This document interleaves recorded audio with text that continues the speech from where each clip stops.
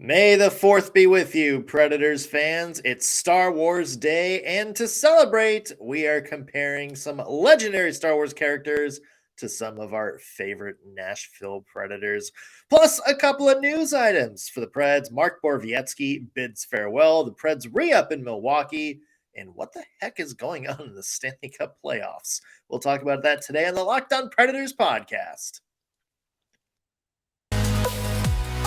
You're Locked On Predators, your daily podcast on the Nashville Predators.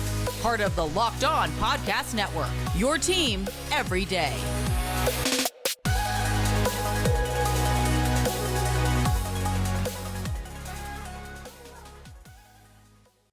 Thank you for making Locked On Predators your first listen of the day every single day. We are your free daily Nashville Predators podcast, available to you wherever you get your podcast and on YouTube. I'm Nick Morgan. I am a writer at Penalty Box Radio, and I have a partner in crime. You do. I'm Ann Kimmel. I'm a writer at InsideThePreds.com. We actually have news and notes to talk about today, Ann. We do. Yay, Predators news. Yeah. A bittersweet one. It is, to start with, and that is Mark Borowiecki announcing his retirement from the NHL. Something I think maybe we kind of suspected might happen as the season ended, Ann. But sad nonetheless that Mark Borowiecki couldn't end on his terms. We know he was stretchered off the ice earlier this season after crashing into the boards. Very scary injury. Thought we heard some whispers that maybe towards the end of the year he was working on getting back. He was doing some off-ice workouts, but it just seems like he would like to step away and focus on health and family. Yeah, and who can blame him, really? I mean, this is somebody who's got a 12-year career in the NHL. He has done a lot. He has seen a lot. And especially after an injury like that, I think you really weigh out, what am I going to get out of playing more versus what are the risks to playing more? You know, we talked about concussions yesterday. They're cumulative. And Mark Borowiecki, he's got this amazing young family. I know he wants to spend time with and enjoy them. So happy for him personally, but this one is bittersweet for me. He is secretly one of my faves. Yeah. And it's kind of sad because it feels like Mark Borowiecki, we never really got to see his full potential in Smashville. Of course, had the very difficult first season, which was the post-COVID year. Mm-hmm. He, of course, was injured and then stepped away to get some mental health treatment. Came back strong last season, and then this season signed that 1-year deal. I think a lot of people were just excited to have him as a depth guy. For sure. And then, unfortunately, the injury kind of derailed that there. But you watch him in some like in his prime in Ottawa up there. He was on the first line with Erik Karlsson for a little bit of a spell. You watched him, especially early on last season, and you saw. I mean, this isn't just a pylon that was taking up roster space. I mean, Mark Borowiecki had a very good skill set and could play in the right role, and we saw that a lot. Sad that we never really got to see the full potential in Nashville, but best of luck to him. Best of luck to his family. Yeah, and the kind of interesting news that I think everybody's sort of waiting to hear, one of the things that David Poile mentioned when asked about Mark Borowiecki at the end of the season press conferences, he said that, I'm really looking forward to sitting down and talking to Boro, regardless of what his decision is, regarding on ice with the franchise. Perhaps there is a role for Mark Borowiecki with the Nashville Predators off ice. And I have to tell you, this is something I would be 100% behind. Yeah. One of the interesting things about Mark Borowiecki for me is he is very much kind of your prototypical old school hockey guy, kind of that throwback in a lot of ways, player with his style of play. But he is also such an incredible voice in the hockey community that I would hate to see the NHL and especially the Nashville Predators lose. This is somebody who is, like you mentioned, he is an advocate for open mental health discussions, which I think are great. He's somebody who is a huge advocate for the Hockey is for Everyone initiative. So this is a voice I really hope that the NHL does not lose in some capacity, because he is so valuable. He is so valuable. Yeah, absolutely. We definitely hope we see more from him, and we hope he has a role, particularly here in Nashville too, because he's been Yes. such a great off the ice guy, a great ambassador for the team, and a good member of this Smashville community on a number of issues as well. Yeah. So, best of Boro. Hope to see him back. More Preds news, and the Nashville Predators in Milwaukee Yeah. re-upping for another 2 years. Made the announcement yesterday. Followed that up with the bad loss in the playoffs. Come on now. But yeah, I mean, I think my favorite part of this announcement was the speculation that happened in the 24 hours before. Yeah. There was the announcement that it's, we're going to have a press conference in Milwaukee, and Sean Henry's going to be there, and David Poile is going to be there, and Barry Trotz. And everybody's like, is this Carl Taylor? Like, are the Admirals moving to Clarksville, Tennessee? And, all this stuff. And it's like, no, it was the thing that everybody said it was going to be. Yeah. Yeah. And it was interesting because John Hines wasn't actually at the press conference, which I think just like big stir of the cauldron when John Hines wasn't there. But, it would make sense that John Hines wasn't there. And here's what I would say, pure speculation on my point, but I feel relatively confident in saying there will be no Carl Taylor announcement during the AHL playoffs. You know what regardless of whether there will be one or not. And that's a whole topic we can dive into at some point, but you're not going to have hey, Carl Taylor, I know you're in the throes of the AHL playoffs, but how's your new job going? That's right. Let's look ahead. I did like the plaque that the Admirals gave David Poile. It was like, I think 172 something. It was something around then. 175. Yep. Yeah, and it was the every Nashville Predator player who's ever come through the Milwaukee Admirals. And the joke I made on Twitter was always like, hey, 175 players. That felt like just this past season. 165 Milwaukee Admirals coming out to Nashville. I know. Well, there was 15? I think I saw that there were 15 Admirals players that played in Nashville this season. Like we're just cycling them through. It was wild. How important, I'm just curious what your take is on it. Like, how important do you think the Admirals are to Nashville and to their success? Because I'm curious I'm curious what your take is on that. And I'm also curious, is this pretty typical of an AHL NHL relationship between the two, franchises? I mean, it's very rare that you have an affiliation last this long. Mm-hmm. I mean, we see like teams like the Chicago Wolves are going independent next year. And, some of these longer standing AHL teams who, don't have an affiliate. A lot of them, are getting bought by the teams, getting moved to towns, closer to them. And, you're losing a lot of traditional AHL markets that way. And so it's good to see that the Nashville Predators and Milwaukee Admirals, for the entire 25 years of their franchise, have been able to have this partnership. I think there's a lot of people in Wisconsin that have kind of become, casual Preds fans because of this, kind of in the same way there's a lot of people in Nashville that are casual fans of the Milwaukee Brewers because of the Nashville Sounds and all those years of getting to watch Prince Fielder and Ryan Braun play at Greer Stadium and then move on to the big leagues in Milwaukee. And when they're on the All-Star team, you're able to point and be like, hey, I remember watching them at Greer Stadium, with the giant urinal troughs in the bathroom. I think it's just, I think it's a fun thing. I think and I think the Predators and Admirals have teamed up well to kind of pitch each other's visions and make sure they're both on the same page in terms of player development and stuff like that. So, I mean, I think that's a big part of Nashville's success. Yeah, it seems to be a very healthy working relationship between the two. So love that we're going to have it for 2 more years. Yeah. Stanley Cup playoffs, some interesting stuff that happened last night, plus Nashville Predators and Star Wars. It's May the 4th, so we are celebrating by comparing some of our favorite Star Wars characters to members of the Nashville Predators. You're going to want to stay tuned for that. But first, want to mention today's episode brought to you by Built Bar. If you're looking for a delicious snack but don't want all of the sugar and calories, then you're going to need the best tasting protein bar ever. Anna and I can vouch for it. It's Built, and you got to try it. If you're like me and you want to make healthier snack choices, but you don't want to compromise on taste, you got to try Built. They are covered in 100% real chocolate and come in unbelievable flavors like churro, peanut butter brownie, and cookies and cream.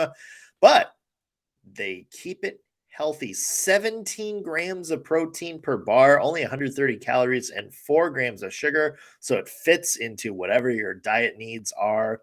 Now you don't need to wait around to get a box either. For now, or for years, we've been talking about ordering Built Bars at Built.com. Now you can get them at your local Walmart or Sam's Club. And you can always go to Built.com as well to see all of the specialty flavors available. They got new ones every month. So head to Built.com and see what they've got for you. All right, Ann. Stanley Cup playoffs last night. Here's a tip for anybody hoping to score 4 or more goals in a Stanley Cup playoff game. Don't. No. Don't if you want your team to win. Yeah. I mean, you're pouring all this energy into what? A loss. Yeah. Leon Draisaitl, all 4 Oilers goals last night in a 6-4 loss to the Vegas Golden Knights. And of course, this was one day after Joe Pavelski scored 4 goals for the Dallas Stars in a 5-4 loss to the Seattle Kraken.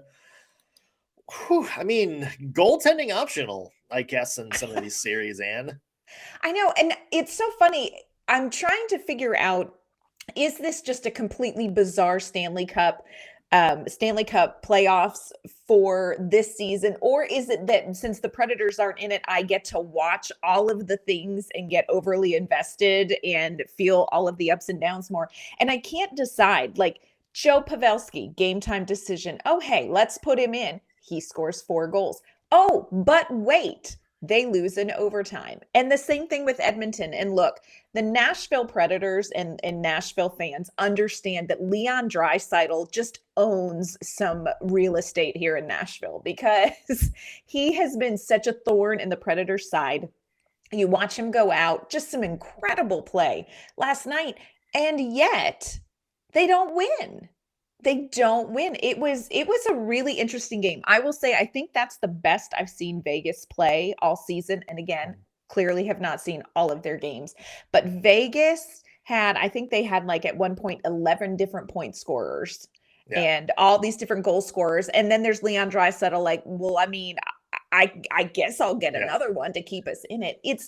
It is insane. These playoffs, I think, are just bat poop cray cray. Yeah, it's too bad Leon Draisaitl doesn't have like a once in a generational player as a teammate that can help him out with some of the goal scoring load. I think maybe that's the one thing holding Edmonton back. I mean, could they look to fill that hole? I think maybe in the offseason they should. Yeah, trade for what is that about? That should help you out. What is that about? Yeah. And then on the other side, Devils, Hurricanes, woof, absolutely manhandles New Jersey. Yeah. I think it was shots were 15-1 at one point. Like the Hurricanes had scored 2 goals by the time the Devils got a second shot on goal. I mean, that's not the best look for the Devils, but I think the bigger headline for that is how good have the Hurricanes been, and have we been sleeping on them a little bit? That's what I was going to ask you because, when we were doing our predictions, I'm like, I feel like nobody's talking about Carolina.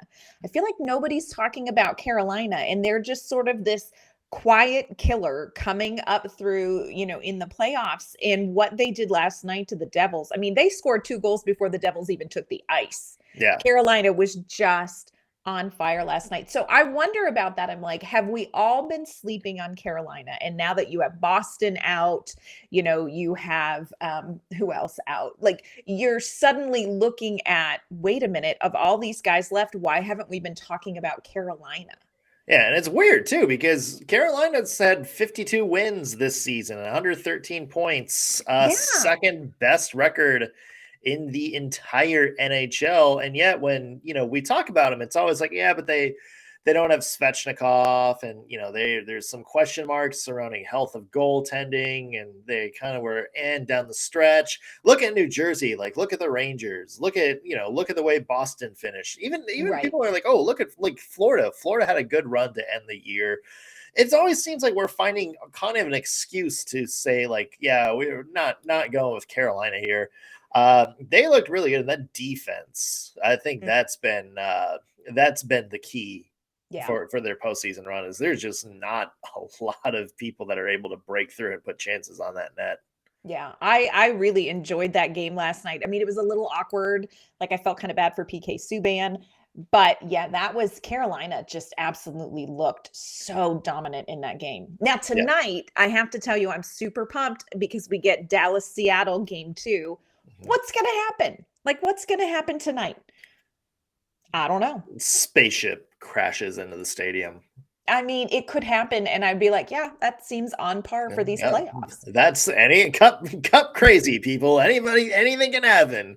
Never know what happens in the playoffs. That's true. Speaking of playoffs, can we just take a moment, just very briefly, and touch on the Milwaukee Admirals in the AHL playoffs? They played last night, game 3. This is a best-of-5 series, and they lost in overtime again, Nick. Why? Well, I didn't see the game, so I'll ask you. Why, Ann? Why? Let me tell you why. So Milwaukee just looked off all last night. It was things like just kind of not clean execution. Passes weren't crisp. They weren't landing where they needed to. They weren't exiting the zone. They were turning the pucks over. God love Yaroslav Askarov, because we do. But he came out to make a save so far out of the net, which makes me crazy, and ended up getting beat. And so they were off. And so look, Friday night, 7:00, this is game 4. They have to win this game. They have to win this game to stay in the playoffs. So yeah, they got to win 2 more now at this point. Yeah. To stay in. Got to win 2 more. So, let's go. Now, Luke Evangelista, Kevin Gravel scored. New dad, Kevin Gravel. Congratulations to him. But let's go, Milwaukee. Come on. You're like the joy we have left in Smashville. We need more. Yeah. Although them getting knocked out in the first round would be pretty on brand. For this, I just don't even know what I would say. Yeah. It would be sad. Yeah. It is Star Wars Day, and aka May the 4th. May the 4th be with you. And also, so we thought we would end the show with a little bit of fun. We had this conversation about, we started with who's the Darth Vader of the NHL, and then we started thinking like, who are some of the characters of like the Preds universe? Yes. Let's start with the star. Who do you think is the Luke Skywalker of the Nashville Predators? Oh, this for me was a no-brainer. This was a no-brainer for me. It's Cody Glass. I was also going to say Cody Glass. Oh, good, because I'm like, I can't even in my mind come up with anybody else that could possibly be the Luke Skywalker. Now, I'm not necessarily saying that he's like the Luke Skywalker that fights Darth Vader in the end yet. But I'm saying he is the Luke Skywalker who's ready to leave the swamp after training with Yoda. And that's where I think Cody Glass is. I think he is just gone through his season of doubt and gone through this season of growth. And I think we're just getting ready to see the Force with this young one. I can't wait. Yeah, wasn't he like the guy that, like, he's like, he has that tragic backstory. In his case, his tragic backstory is, getting sent to the minors and scratched, which is slightly more favorable than having your aunt and uncle blown up in an Imperial attack. So fair, 0.1 for Cody Glass. But, this kind of young guy who you can kind of see being this thrust into the center of the universe. He's like Luke Skywalker from A New Hope, like the original Star Wars, like still kind of learning himself, like not great with the Force yet, still has a lot of training to do, but you can kind of see like, oh, he's going to be the key to everything. Yes, I am 100% here for that with Cody Glass. And I think last year's training camp was his time in the swamp with Yoda. Like he was working through some stuff, and we saw, through that docuseries, we saw just how much joy he had and how relieved he was when he made the team. And I think we're just going to start seeing more and more from Cody Glass. I really do. I'm so excited about what's ahead for him. A lot of other question marks around him, but I do think that he is our Luke Skywalker. I think he's got the force. We just need to keep improving his skills with it. Yeah, we'll do our best to train that young Padawan. That's right. Who's the Han Solo? If Cody Glass is Luke, who's Han Solo? Okay. Can I throw a name out there? I actually was like, I want to hear your answer first on this one. First off, I want to say Philip Forsberg. Okay. Because he's like the cool guy. Like Han Solo, like Luke Skywalker is like the little like, kid that's like, oh, I'm happy to be a member of the Force and I'm going to be awesome. Like Philip Forsberg is like the cool guy wearing the buttonless top with the snazzy vest. Come on. He's hanging out like, suave and, just like shooting Greedo under the table, just like he's, shooting past goalie's top shelf. I think it's like he's got the cool factor and he's got like the age on Cody Glass to kind of be like the mentor. Like, they play together on the top line a lot. So I could see like Philip Forsberg absolutely being the Han Solo of the universe. Interesting. I actually went a little bit different route, but I can see what you're saying. I went with Ryan Johansson because you got to have a certain amount of swagger to be Han Solo. Like you just have to have a certain amount of like, I'm pretty amazing. And it's not that I don't think Philip Forsberg has it. I just think that Ryan Johansson walks with a little more swagger maybe than Philip Forsberg does. The other thing is Han Solo underneath it all has a little bit of insecurity. And I think maybe that's where Ryan Johansson is like, hey, what's my place here? So I went with that. I went with I was going to say Ryan Johansson is the Chewbacca. Like just like the tall, gangly guy can do like, he's like big lumbering around out there.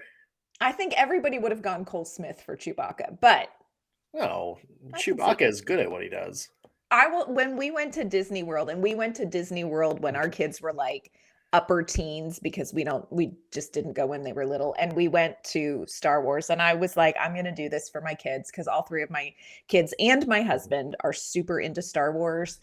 And I have to be completely honest with you. We went and we did a meet and greet with Chewbacca and I lost my mind. I fangirled over Chewbacca. It was horrifying, but I couldn't contain myself.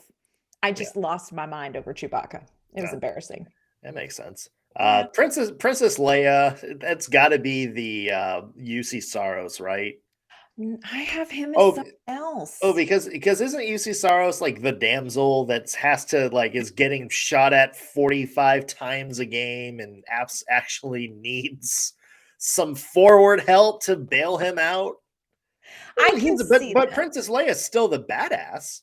Oh, she's 100%. She's still like the HBIC of the Star Wars universe, but that's what UC Saros is, the HBIC of the Nashville Predators universe. But it's like okay, at some point, the Empire is gonna kind of swarm in on you, and you're gonna need some help from elsewhere. So, dear God, players in front of UC Saros, please do something. Yeah. Please send the Imperial ships. Yeah. No, I had UC Saros as someone else entirely. I really did. Who? I have UC Saros as Yoda. I have him as Yoda.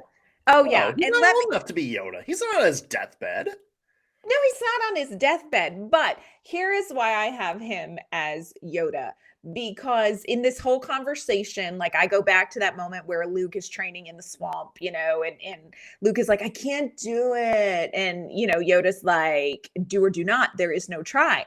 And Luke tries to raise up the X-Wing and he's like, I can't do it. It's too big. And this is what Yoda says from the mouth of UC Saros via Yoda. He says, size matters not. Look at me.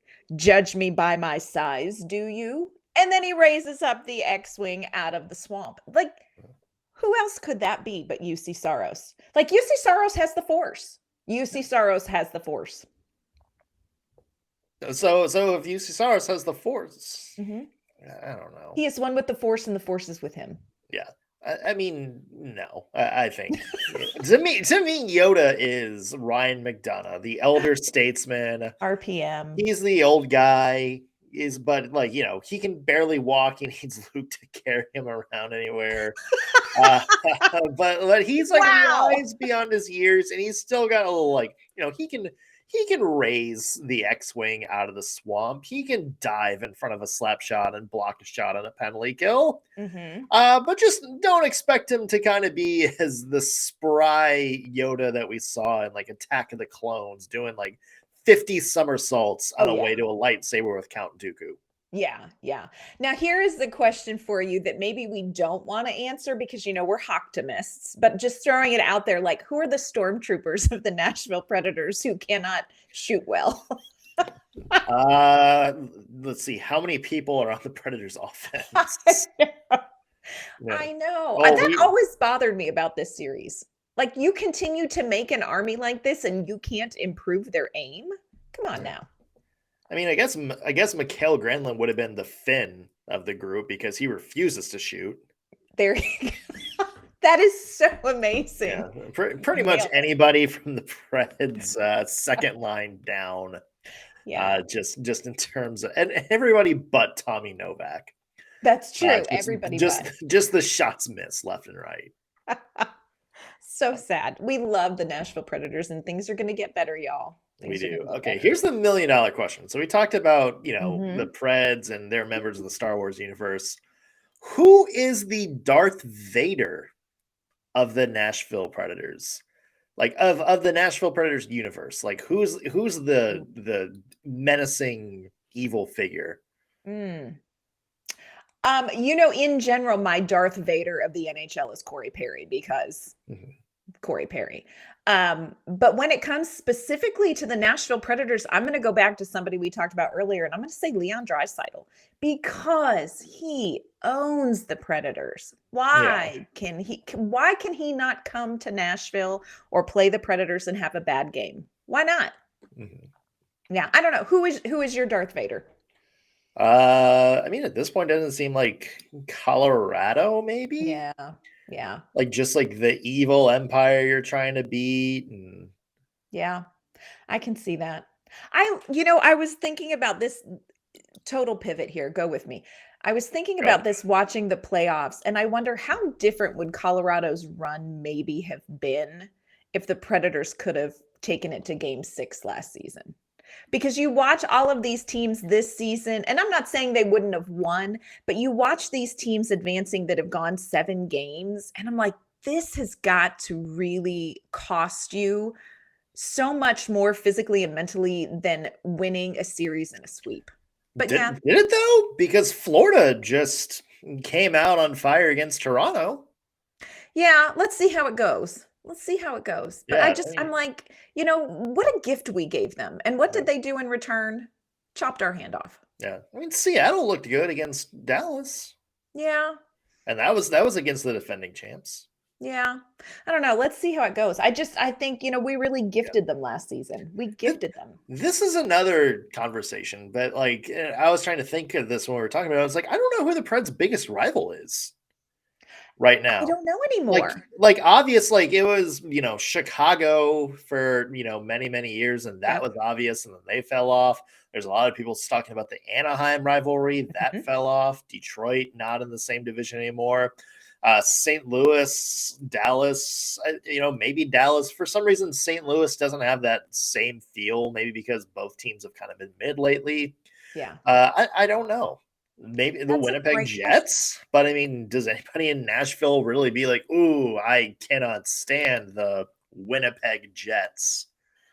I would say probably it's Dallas or Colorado, but here's the thing, is it going to stick like the Chicago one did? Is this going to be a long-term rivalry, or the Anaheim one did? Like, I wonder, I mean, can we stir the pot a little more with Dallas or Colorado long-term? I don't know. It's going to take one of those. It's going to take some playoff history, which is Yes. something, the Preds had with Anaheim, with Detroit, with Chicago.